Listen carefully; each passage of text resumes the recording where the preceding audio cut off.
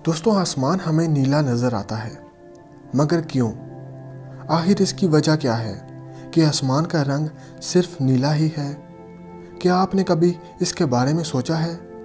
तो दोस्तों, आज मैं आपको इसी सवाल का जवाब देने जा रहा हूँ, मगर इससे पहले हमारे चैनल को सब्सक्राइब करना मत भूलिएगा। तो आइए जानते हैं।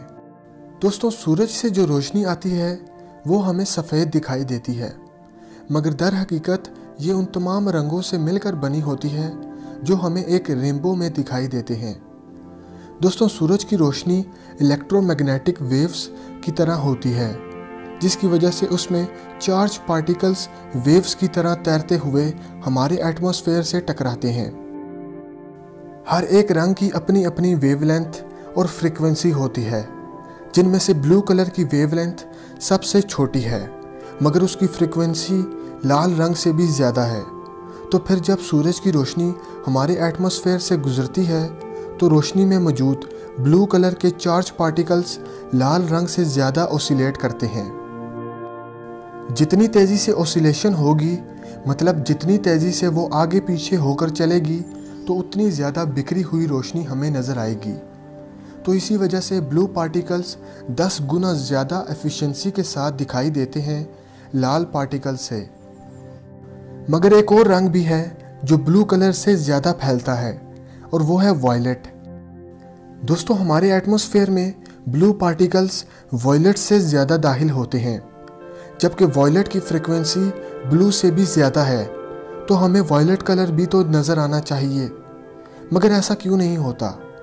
तो दोस्तों, इसकी वजह यह है कि हमारी आंखें ब्लू कलर की तरफ ज़्यादा सेंसिटिव हैं, यानी कि ज़्यादा हसास हैं वॉयलेट रंग से। तो इसी वजह से हमें वॉयलेट रंग नज़र नहीं आता। मगर शाम के वक्त जब हम डूबते सूरज को देखते हैं तो ये सारा प्रोसेस उल्ट हो जाता है, क्योंकि तब हमें सिर्फ लाल रंग नज़र आ रहा होता है डूबते सूरज के आसपास, क्योंकि तब सूरज की लाल वेवलेंथ्स जो हमारी ज़मीन के एटमॉस्फेयर से गुजरती हैं फैले बगैर हमारी आंखों तक पहुंच जाती हैं, जबकि फैली हुई नीली रोशनी हमारी आंखों तक पहुंच नहीं पाती। नीली रोशनी के लिए ज़्यादा फैलने के मौके तब होते हैं जब सूरज सर पर होता है। आलूदा आसमान, सल्फेट के पार्टिकल्स, ऑर्गेनिक कार्बन या मिनरल डस्ट की वजह से नीली रोशनी भी मज़ीद फैल जाती है, जिसकी वजह से सूरज ग़रूब होते वक्त कभी कभी आलूदा हालात में एक शानदार नज़ारा दिखा जाता है। तो दोस्तों, ब्लू पार्टिकल्स की कम वेवलेंथ और ज़्यादा फ्रीक्वेंसी और उनकी ज़्यादा ऑसिलेशंस की वजह से हमें आसमान नीला दिखाई देता है। तो अगर किसी सियारे का एटमॉस्फेयर ही ना हो तो क्या तब भी वहाँ आसमान नीला दिखाई देता है?